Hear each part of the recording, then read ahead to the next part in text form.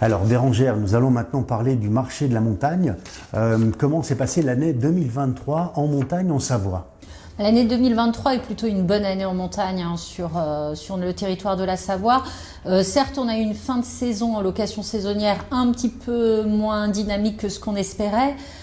C'est lié principalement au calendrier des vacances scolaires, puisque la zone C était la dernière zone et qu'on avait...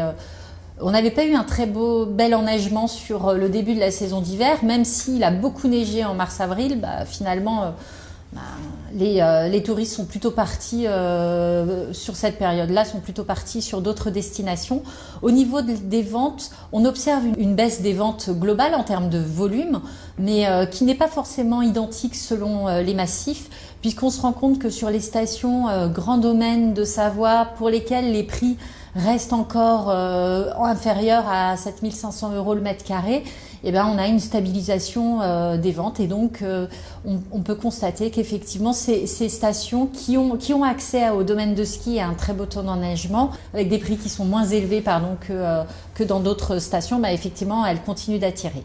Au niveau de la location saisonnière, comment ça s'est passé globalement sur l'année, l'été et l'hiver? Sur l'hiver, on a eu un très beau taux de remplissage avec, comme je le disais, une fin de saison un petit peu moins bonne. L'été s'est passé correctement. G2A annonce une baisse d'environ 1 point en fait, du remplissage de l'été par rapport à une saison 2022 qui était quand même très dynamique.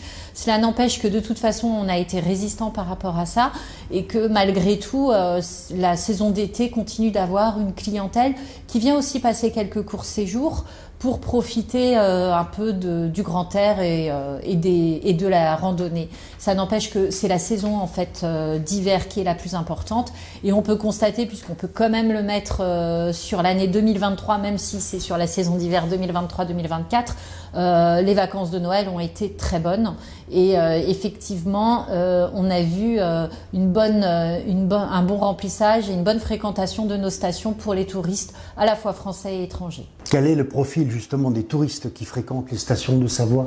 On a beaucoup de touristes européens, donc on a toujours une fréquentation des Anglais, même si la tendance de la fréquentation des Anglais était à la baisse. C'est quand même lié aussi au Brexit et à la situation économique qu'ils peuvent connaître. On a une très bonne fréquentation des Belges et des Hollandais aussi.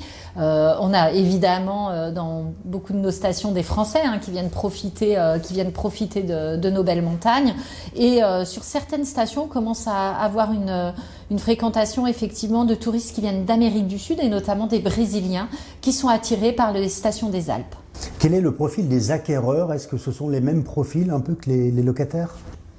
Les acquéreurs, on a selon les stations et selon les prix des stations, on a quand même un profil d'acquéreur qui va être déjà avec des niveaux de revenus un peu plus élevés et puis des niveaux de vie un peu plus élevés et puis qui sont malgré tout des profils assez identiques qui viennent acheter dans nos stations de montagne.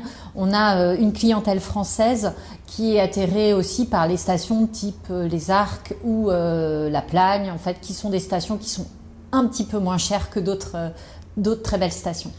Comment s'applique le DPE en montagne en Savoie, dans les stations?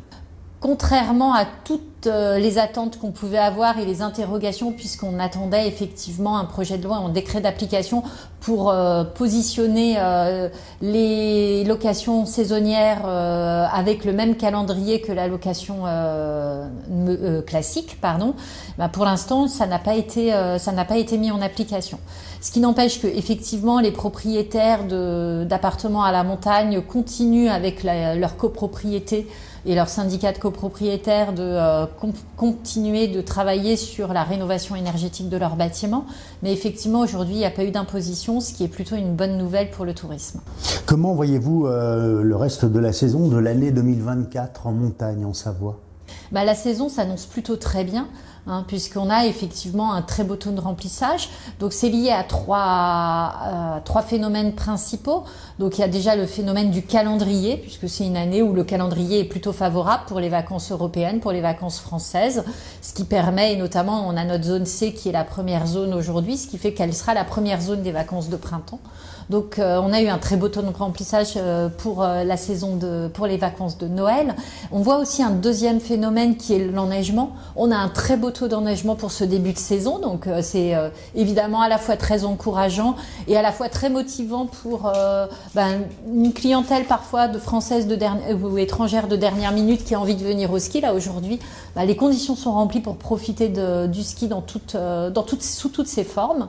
Et le troisième point qui nous semble aussi intéressant à voir, c'est que on observe un retour des groupes dans nos stations qui vient aussi compléter des périodes un peu plus creuses. Ces groupes, on les avait quand même un peu perdus depuis le Covid, et là ça y est, ils reviennent. On a vu sur l'ouverture des stations au mois de décembre, des groupes d'Espagnols qui sont venus profiter du ski et du coup c'est aussi une clientèle qui vient compléter des périodes un peu plus creuses. Merci Bérangère.